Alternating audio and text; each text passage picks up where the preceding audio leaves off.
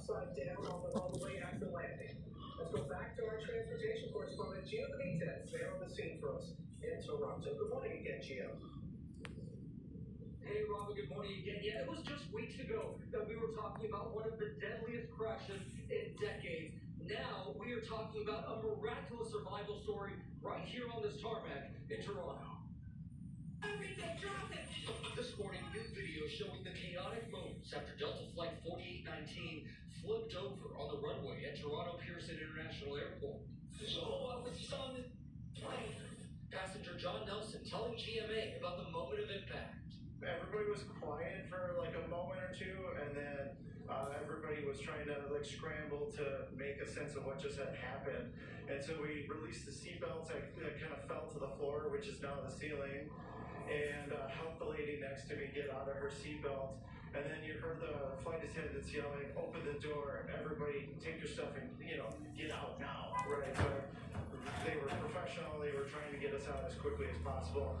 Everybody in the cabin was, I would say, relatively calm, put together, and got out of there as quickly as we could because we could smell fuel as we were getting out of the plane.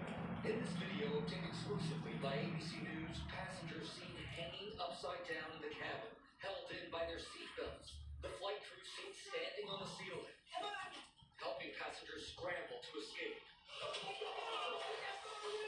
Peter Kukov shot this footage as he crawled out. The plane with 80 people on board seen in this footage obtained by TMZ touching down just moments before, a fire sparking and a massive plume of smoke filling the air. The 1 minute you're landing, kind of waiting to see your friends and your people, and the next minute you're physically upside down and just really turned around. But it sounded, I mean, it was just cement and metal, you know. Passenger John Nelson filming the moments after the crash.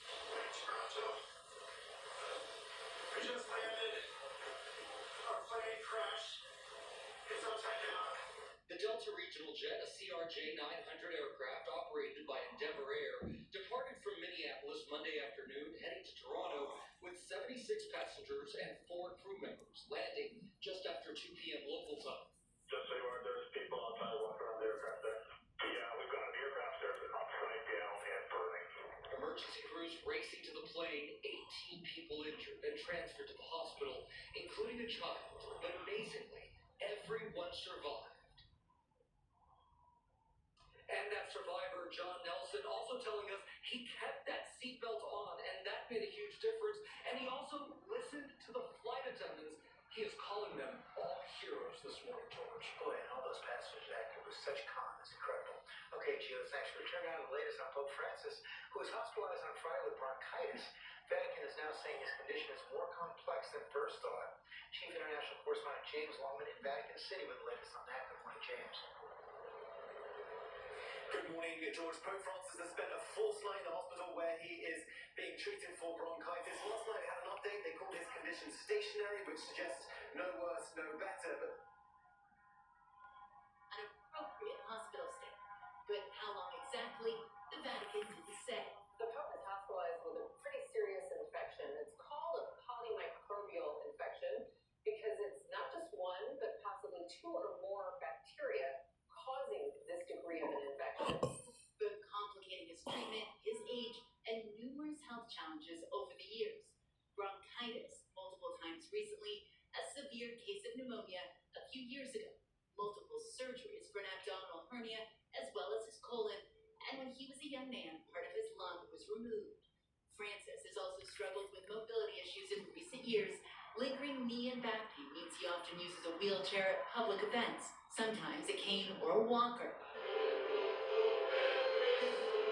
But the spiritual leader of the world's 1 billion Catholics rarely slows down. He's exposed to so many of the people that we're seeing right now who are sick with flu, RSV, COVID, and a number of other viruses around the world.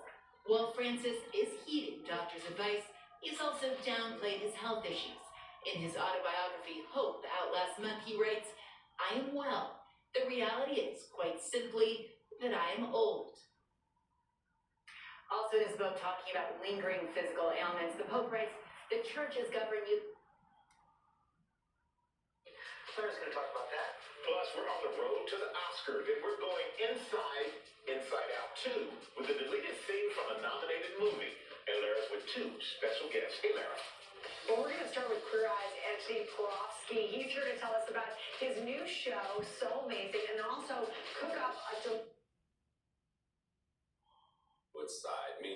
wind chills as low as 50 below zero are blasting states like Montana and Minnesota.